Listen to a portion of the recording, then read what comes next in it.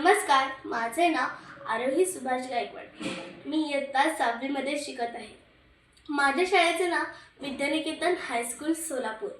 आज मी आपल्यासमोर धमाल या नाट्यछटेतील नको ते लहानपण ही कथा सादर करणार आहे. यांच्या लेखिका आहेत सौ शिल्पा सांगळे. लहानपण देगा देवा मुंगी साखरेचा रवा, लहानपण देगा देवा मुंगी साखरेचा रवा, जया अंगी मोठेपण तया यातना कठीण, जया अंगी मोठेपण तया यातना कठीण.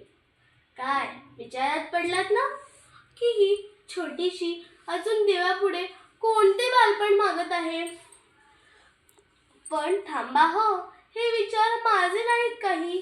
हे विचार आहेत जगातील सगळ्या मोठ्या माणसांचे.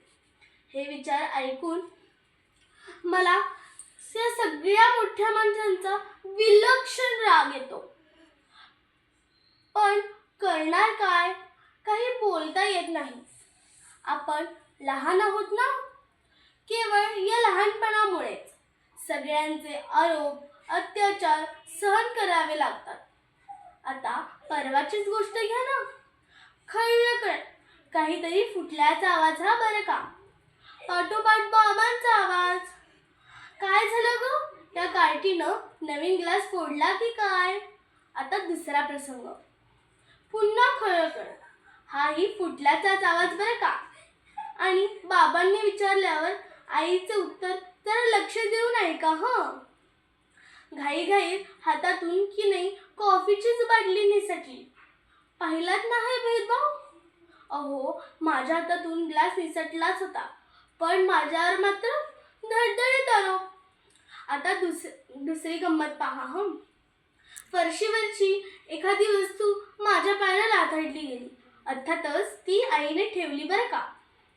तर या काठीला साधं खाली बघून चालता येत नाही हा आरोप. हीच वस्तू आईच्या पायाने लाथडली गेली तर मात्र ही काय ठेवायची पद्धत झाली असा शेरा मिळतो.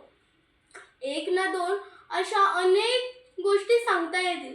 प्रत्येक गोष्टीत हिडीस फिडीस. दादाचा पेन, ताईचा रुमाल, अहो अगदी बाबांचा चष्मा देखील दिसला नाही ना की सगळ्यांच्या नजरा वळवतातच आम्हा मुलांवरच. जणू काही आम्ही घरातील आरोपीच. आता तुम्हीच सांगा, आम्हाला काही आमचे उद्योग नाही. शेजारच्या मिनीकडे कॅरम खेळायला जायचं, पिंकीकडे भातुकली खेळायला जायचं. एक ना दोन, पण आमचं ऐकतंय कोण. बरं, काही बोलायला जावं तर बाबांचे एवढे डोळे पाहून शब्दच फुटत नाही.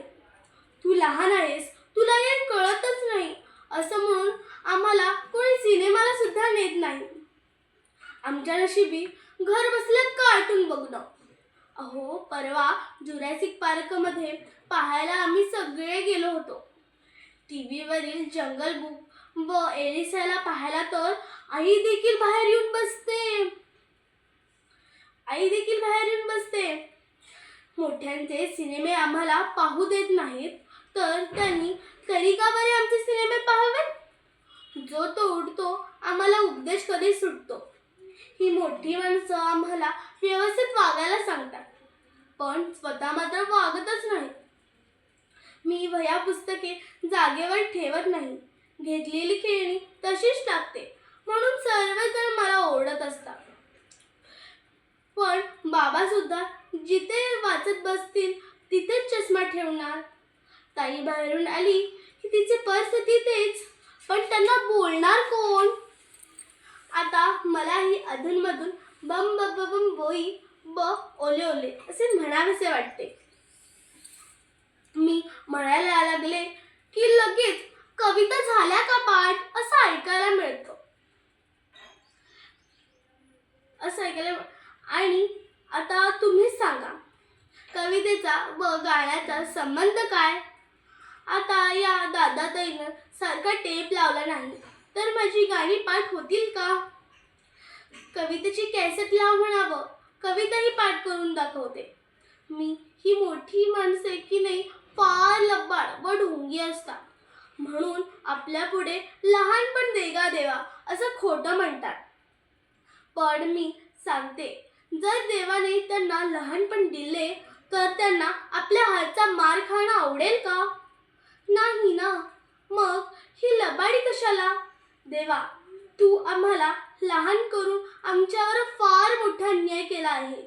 देवा, मला हे बालपण मुळीच नको.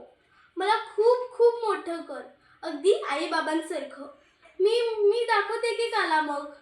म्हणे, लहानपण दे गा देवा, मुळीच नको मला असले लहानपण.